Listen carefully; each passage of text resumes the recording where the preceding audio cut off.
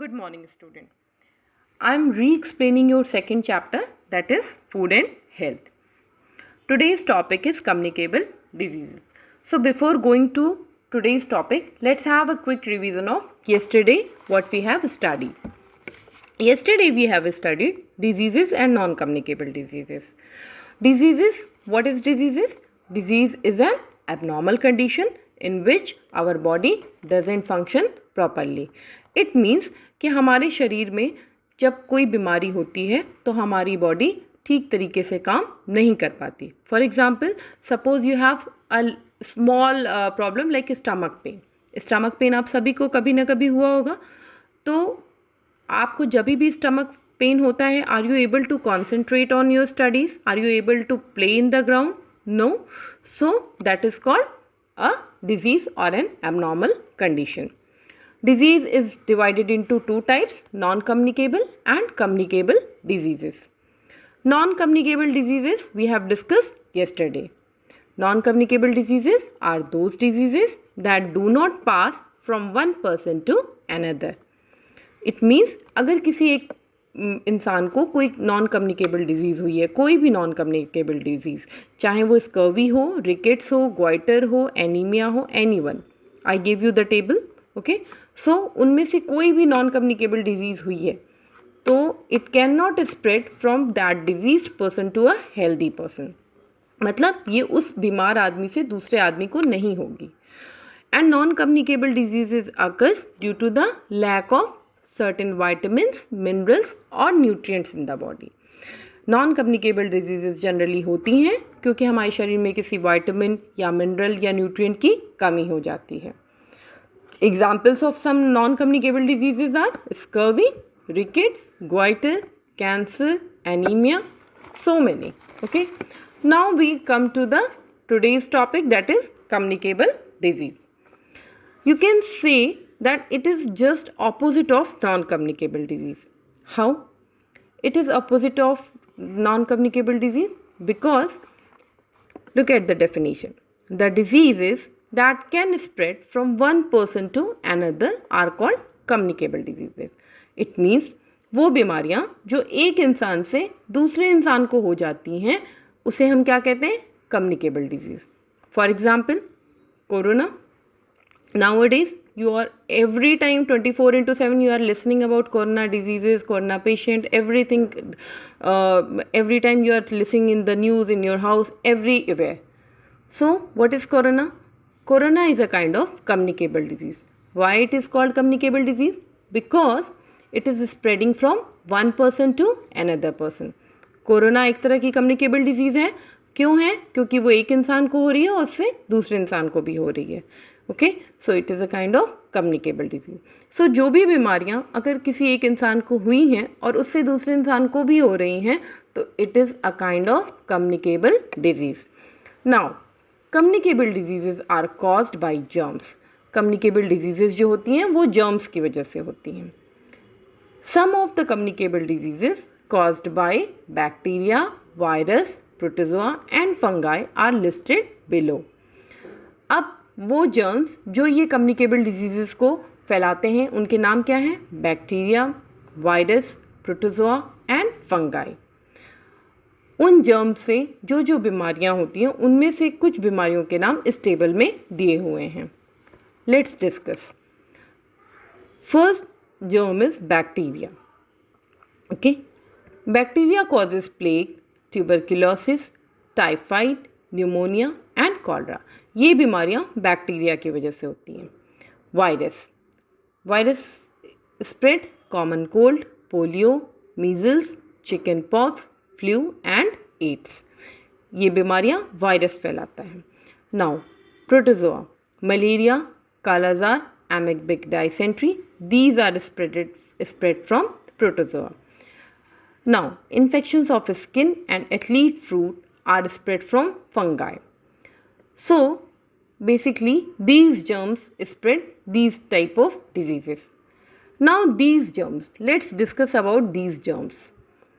What are these germs which spread communicable disease? ये कौन से germs हैं जो communicable diseases spread करते हैं? Bacteria, virus, protozoa and fungi. Basically these are micro organism, ये माइक्रो ऑर्गेनिज्म है. Now the question arises, what are micro organism? Micro organism basically ऐसे ऑर्गेनिज्म होते हैं जो इतने छोटे होते हैं जिनको आप अपनी आंखों से सीधे नहीं देख सकते. Whenever you need to see these germs, you need microscopic lens or microscope. It means वो इतने छोटे होते हैं कि आप अपनी आंखों से नहीं देख सकते. तो अगर आपको उन्हें देखना है तो या तो आपको माइक्रोस्कोप के थ्रू देखना होगा या फिर आप उनको माइक्रोस्कोपिक लेंस से देख सकते हो. ठीक है.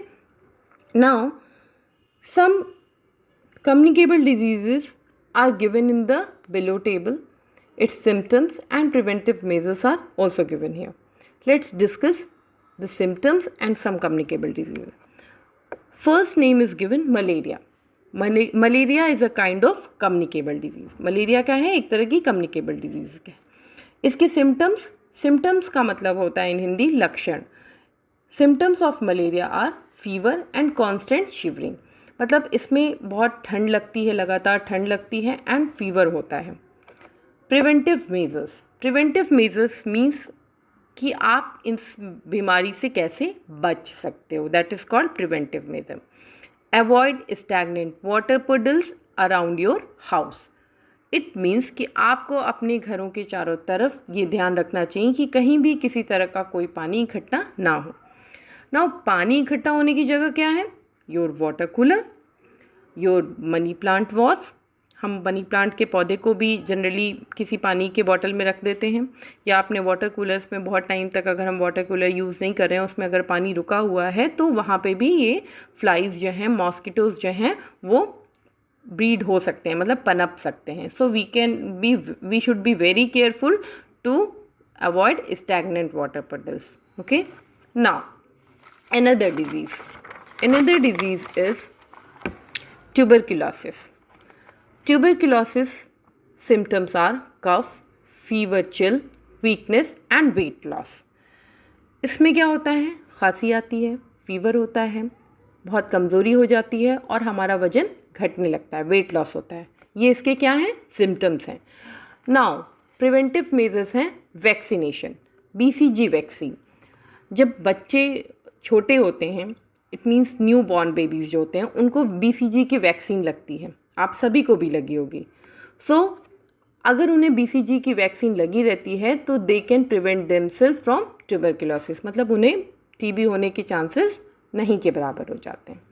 ठीक है. वैक्सीनेशन मीन्स उसकी medicine. Now conjunctivitis. Conjunctivitis is basically an eye problem. ठीक है. What happens in this? What are the symptoms of conjunctivitis? In conjunctivitis, redness of the eye and tearing and discharge of pus. It means हमारी आंखें लाल हो जाती हैं, आंखों से पानी गिरता रहता है, and discharge of pus मतलब हमारी आंखों में कभी कभी पस जैसी भी चीज़ें निकलती हैं. These are the symptoms of conjunctivitis. Okay. Now preventive measures मतलब हमें अगर बचना है कंजक्टिवाइटिस से, what should we do? Never touch your eyes with dirty hand. हमें गंदे हाथों से अपनी आंखों को नहीं छूना चाहिए. Never share towels and handkerchief. कभी किसी दूसरे की टॉवल्स या रुमाल का यूज़ नहीं करना चाहिए. Okay. Now typhoid. Another example of communicable disease is typhoid. In typhoid symptoms are headache, fever, upset stomach. इसमें क्या होता है कि हमें सर में बहुत तेज़ दर्द होता है, that is called headache in English. Fever हो जाता है और हमारा स्टमक जो है वो आप ये कह सकते हो अपसेट स्टमक का मतलब है कि आपको प्रॉपर तरीके से मोशन नहीं होते हैं, कभी लूज़ होते हैं, कभी नहीं होते हैं. That is called your upset stomach. Okay. Now what should we do to prevent our self from typhoid? मतलब हमें अगर टाइफाइड से बचना है तो क्या करना चाहिए? Maintain proper sanitation. हमें साफ़ सफाई का बहुत ध्यान रखना चाहिए. Ensure safe drinking water. हमें साफ़ पानी पीना चाहिए, कहीं भी पानी को ढक के रखना चाहिए और कहीं का भी गंदी जगह का पानी हमें नहीं पीना चाहिए. स्पेशली खुला पानी तो बिल्कुल नहीं पीना चाहिए. And sanitary disposal of excreta. मतलब हमें अपने वॉशरूम्स का भी साफ़ सफाई रखना चाहिए, प्लस ये ध्यान रखना चाहिए कि हमारा वॉशरूम एकदम क्लीन हो, so that we can prevent our self from typhoid. Okay. Now this much topic we have discussed for today. Now what you have to do, you have to do this exercise in your book, and this is your homework. You have to do in your book only. Then you have to show your answers to me, and after that, when I give you the correct answer, then only you have to do these exercises in your fair copy. Okay, so do these exercises in your book. Thank you.